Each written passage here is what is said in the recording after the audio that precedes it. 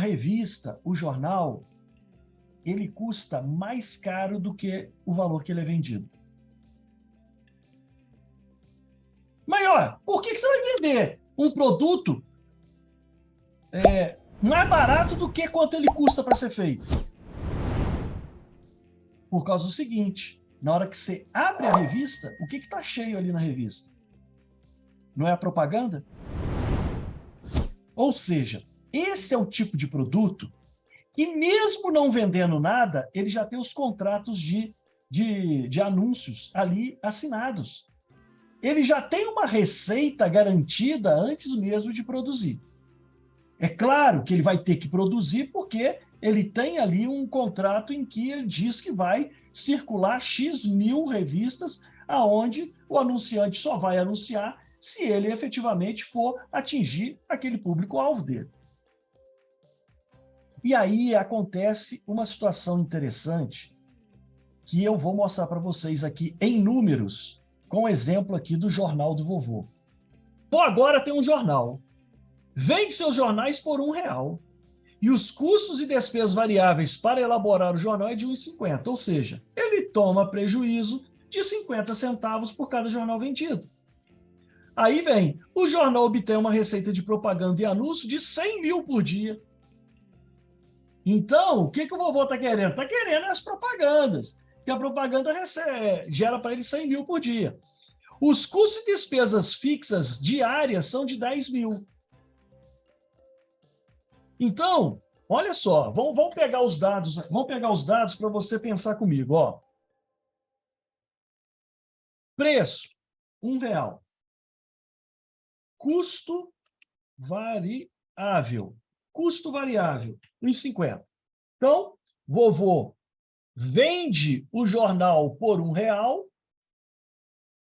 e ele tem um custo variável de R$1,50. Então, ó, ele tem um prejuízo de 50 centavos por cada jornal vendido. Esse é o prejuízo que o vovô tem. Só que ele tem uma receita de propaganda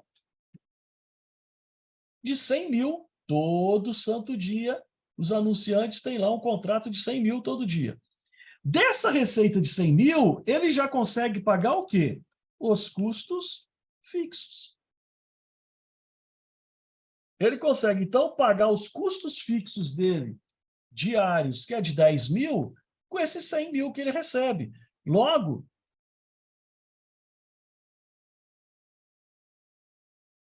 ele tem uma sobra dessa receita de propaganda, depois de pagar os gastos fixos, ele tem ali uma sobra de 90 mil. O problema é, com 100 mil que ele recebe todo dia, ele paga os 10 mil de fixo, sobra 90, o problema é que cada jornal que ele faz, ele perde 50 centavos. Então, a primeira pergunta ali, qual o ponto de equilíbrio do jornal do vovô? Então, ó, o ponto de equilíbrio contábil, PEC, ponto de equilíbrio contábil do jornal do vovô, vai ser o seguinte, ele tem 90 mil para queimar fazendo jornal. E o que acontece quando ele faz jornal? Quando ele faz jornal, ele vende o jornal por R$1 e gasta para produzir o jornal R$1,50. Logo, ele toma prejuízo de 50 centavos. Então, ó, PEC. Se a gente pegar 90 mil e dividir pelos 50 centavos que ele toma de prejuízo, se a gente pegar os 90 mil e dividir por 0,50, a gente tem isso aqui, ó, quantidade de jornais que ele tem que vender. Quantidade de jornais que ele tem que vender para estar no ponto de equilíbrio, 180 mil jornais. Então, se o vovô diariamente produzir e vender 180 mil jornais, ele vai ter ele empata, não tem lucro nem prejuízo. Aí ele diz aqui, ó, na letra B, E se ele quiser um lucro de 40? Então, está sobrando aqui 90.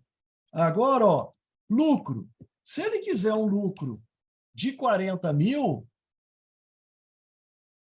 passa a sobrar aqui, ó, 90, menos garantindo o lucro dele, passa a sobrar aqui agora 50.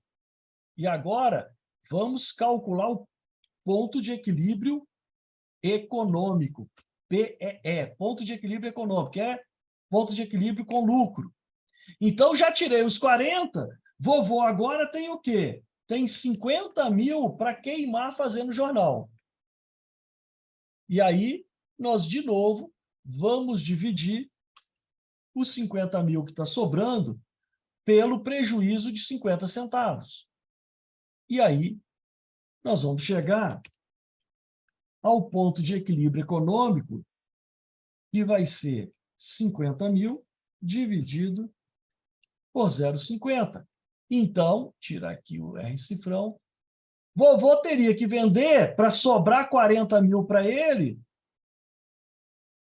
só 100 mil jornais. Então, vovô precisaria vender menos 80 mil jornais para garantir 40 mil de lucro para ele por dia. Então, esse é um tipo de produto em que o ponto de equilíbrio é o contrário. Quanto menos vender, melhor. Olha que doido. Olha que coisa doida isso.